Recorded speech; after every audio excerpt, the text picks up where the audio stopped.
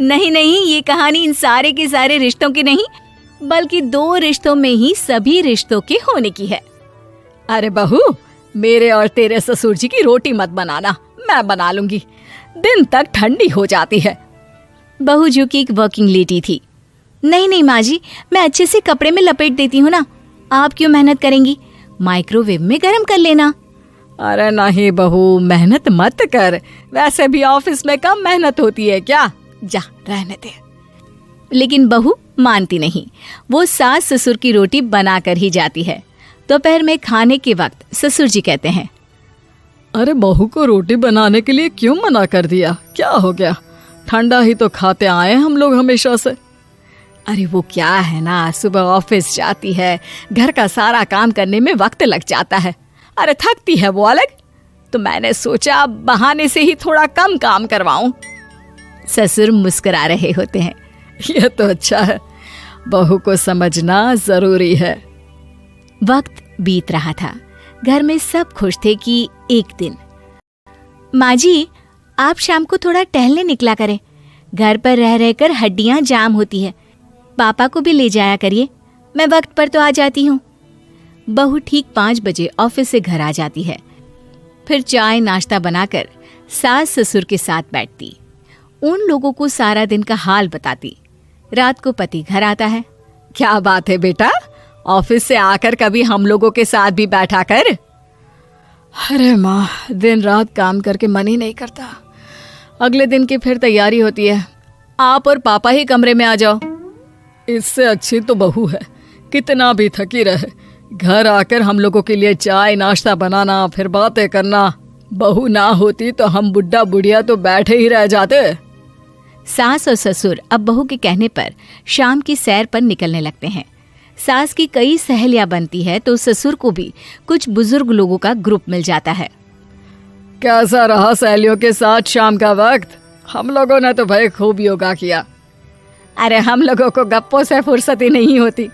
वैसे मिसेस मल्होत्रा आज बहू के बारे में कुछ बोल रही थी। तभी वहां ऑफिस से बहू आ जाती है जो जींस और टॉप में होती है। क्या बात है माँ, क्या कह रही थी आपकी सहेली आपकी बहू के लिए? सास इस बार बहू को कुछ अलग तरीके से देखती है और उल्टा सवाल ही दाग देती है। क्या कह रही थी वो हटा, ये बता, तेरे ऑफिस में तो मर्द भी काम करते होंगे ना? बहू जो अब तक मजाक कर रही थी वो सीरियस हो जाती है। मर्द होंगे नहीं माँ जी, मर्द ही ज्यादा है, हम 5 ही लड़कियां हैं ऑफिस में।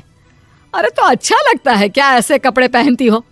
कल से तुम ना साड़ी पहनकर ऑफिस जाना, और हाँ, शाम का नाश्ता थोड़ा जल्दी बनाया करो, नाश्ता बनाकर बाद में ही ऑफिस के कपड़े चेंज करने जाना। बहू को समझ में नहीं आता कि सास को हो क्या गया है, लेकिन वो कुछ नहीं कहती, सीधे किचन में जाकर चाय नाश्ता बनाती है और सास ससुर को दे देती है। अगले रोज बहू ऑफिस के लिए तैयार होती है तो खूब सुंदर सी साड़ी पहनती है और ऑफिस के लिए निकलने से पहले सास और ससुर के पैर छूती है और निकल जाती है। क्या बात है, आज मेधा के ऑफिस में लग रहा है कोई फंक्शन है। अच्छा, पता नहीं, मुझे तो बताया नहीं, वैसे तो सारी बात करती रहती है। अरे देखा नहीं कैसे साड़ी पहनकर जा रही थी? अरे वो तो मैंने ही बोला है उसे। अरे अच्छा लगता है क्या रोज रोज ऐसे सूट या जींस में जाना? बहू हो, बहू बनकर रहो, और आप भी ना मेधा मेधा मत किया करिए, बहू बोला करिए, सर पर चढ़ जाएगी तो दिक्कत हो जाएगी। सास अब बहू को बहू जैसा रखने लगती है, हर बात पर रोका टोकी, हर बात पर ताने। क्या बात है, आजकल लेट आ रही है ऑफिस से? अरे चाय के लिए भी देर हो जाती है, हम लोग फिर पार्क में भी देर से पहुंचते हैं। सभी की बहुएं वक्त से चाय नाश्ता करा देती है अपने सास ससुर को, बस एक तू ही है जो उस वक्त ऑफिस से निकलती है। माँ जी, वो एक रास्ता पुलिस वालों ने न जाने क्यों बंद कर रखा है, जिसके कारण ट्रैफिक ज्यादा हो जाता है। मैं कोशिश करूंगी कल वक्त से पहले निकल जाऊं। ससुर देख रहे होते हैं कि बहू अब परेशान सी रहने लगी है। एक रोज, मेधा, बेटी मेधा। जी पिताजी। बेटा देख जरा कौन सी टी शर्ट अच्छी लग रही है। वो क्या है ना, शाम को सब बदल बदल कर टी शर्ट पहनते हैं, मैं भी सोच रहा हूँ कि आज कुछ अच्छा सा पहन कर जाऊं।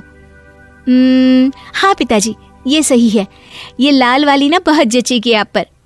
मेरे पापा पर भी डार्क रंग बहुत जचता है। क्या चल रहा है? अरे ससुर के सामने घूंघट तो छोड़ो, ऊपर से रंग बताया जा रहा है टी शर्ट का। अरे बहू, कोई संस्कार दिए नहीं है क्या तेरी माँ ने? बहू इस बार बहुत निराश हो जाती है। वो वहां से तुरंत अपने कमरे में चली जाती है। अब बहू घर का सारा काम करती, ऑफिस जाती, लेकिन साड़ी और सर पर पल्ला लेकर। एक बार पड़ोसन उनके घर आती है। वाह सुमित्रा बहन, बहू का तो रूप ही बदल दिया। ठीक किया, बहू बहू जैसी ही अच्छी लगती है। अच्छा चलती हूँ मैं। पड़ोसन के जाने के बाद सास बड़ी अकड़ के साथ कहती है, देखा मेरा कमाल, कैसे मैंने मेधा बहू को कंट्रोल में कर लिया। अब बारी ससुर के बोलने की थी। हाँ सुमित्रा, बिल्कुल, ये काम तो किया है तुमने, लेकिन कभी सोचा क्या खो दिया? क्या खो दिया? मैंने तो कुछ नहीं खोया जी। खोया है, पहले बहू जब ऑफिस जाती तुम्हारे पैर छूकर तुम्हें गले लगाती, लेकिन अब सिर्फ पैर छूती है। हाँ जी, ये बात तो आप ठीक बोल रहे हैं। पहले घंटों हम लोगों से बात करती, कमरे में ना जाती, ऑफिस से आते ही खुद की चाय, खाना, नाश्ता सब हम लोगों के साथ करती, सारी बात बताती। लेकिन क्या तुम्हें पता है, बहू की तबीयत खराब चल रही है, वो माँ बनने वाली है। ये बात मुझे बेटे ने बताई कि तुम्हें बता दूं। अब सास की आंख में आंसू थे। वो समझ गई थी कि लोगों के कहने में आकर उसने क्या खो दिया। शाम को बहू घर आती है तो माँ किचन में पकोड़े तल रही होती है। अरे माँ जी, आप रहने दीजिए ना, मैं आ तो रही थी। अरे नहीं, जा तू चेंज कर ले, मैं नाश्ता और चाय टेबल पर ही लगा रही हूँ मेधा। सास के मुंह से अपना नाम सुनकर बहू को बहुत अच्छा लगता है। माँ जी, कोई गलती हो गई है क्या? मेरे होते हुए आप काम करे, ये ठीक नहीं है। संस्कारी और समझदार बहू सास को माँ समझती है, लेकिन सास की बेवकूफ़ी उसे सास ही बनाकर रखती है। बहू, मुझे भी थोड़े संस्कार और समझदार बनने का मौका दे, जिससे मैं भी बहू नहीं बेटी को देखूं तुझ में। और हाँ,